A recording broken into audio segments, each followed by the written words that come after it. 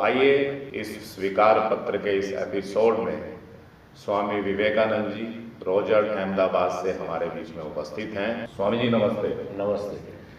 स्वामी जी का जन्म दिल्ली में हुआ और आप घर छोड़े उनको 38 साल हो चुके थे, लेकिन 21 साल की उस जवानी की अवस्था में आपने घर छोड़ दिया। तो दर्शक और हम सब लोग ये जानना चाह रहे हैं कि ऐसी आपकी क्या मजबूरी थी, या तो आपको घर छोड़ना पड़ा या फिर आपने अपनी इच्छा से घर छोड़ा, उसके बारे में थोड़ा सा बताएं। कोई समस्या नहीं थी, कोई परेशानी नहीं थी, इसलिए मैंने अपनी इच्छा से पूरे होश हवास में ये निर्णय किया। तो आपके मन में ये ख्याल तो आया होगा कि मैंने गलती कर दी और मुझे दोबारा वापस अपने घर चले जाना चाहिए। मैं ये मानता हूँ आज मैं उससे 100 गुना अधिक सुखी हूँ, फिर इसमें अफसोस की तो बात ही क्या है।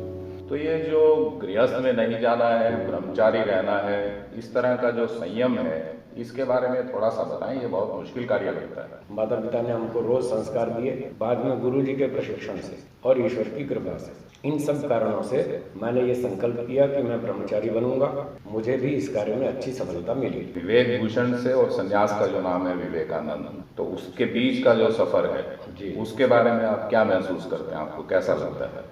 जब मैं ब्रह्मचारी विवेक भूषण था तब मेरा प्रचार का काम बहुत कम था।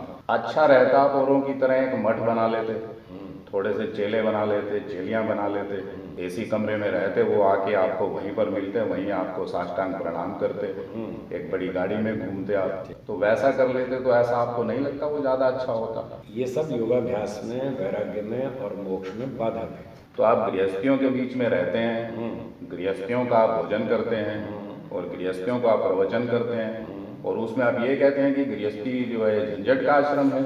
आप इन झंझटों को समझें, स्वीकार करें और इनसे बाहर निकलने की कोशिश करें। नहीं, लेकिन वो तो आपसे नाराज इसलिए रहते हैं, वो ये कहते हैं कि वो घर में आते हैं और ये कहते हैं अभी घर छोड़ो।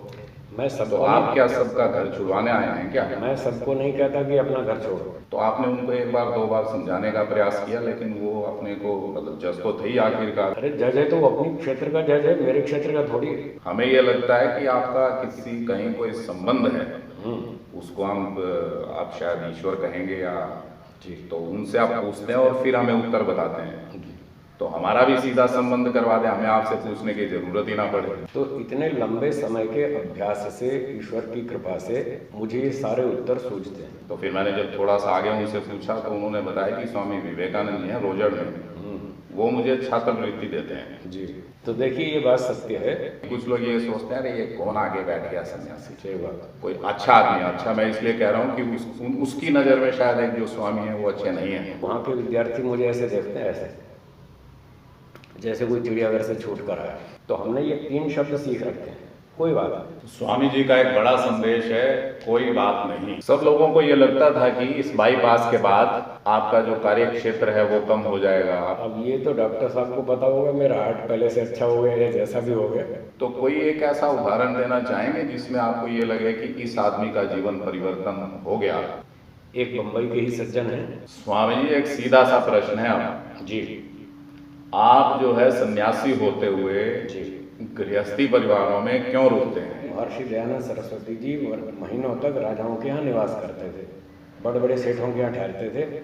इतिहास याद हो तो देख लीजिए। एक इस तरह का मार्ग जो बड़ा सरल भी हो और उनके लिए अच्छा भी हो, इस तरह का एक संदेश आप जरूर दें। सत्य मार्ग की हमें खोज करनी चाहिए, सरल की नहीं। तो कभी आपको ऐसा लगा कि मेरे बारे में कोई कुछ लिखे? मुझे ऐसी कभी कोई इच्छा नहीं हुई। स्वामी जी आपने हमारे सारे प्रश्नों के बड़े बेबाक उत्तर दिए।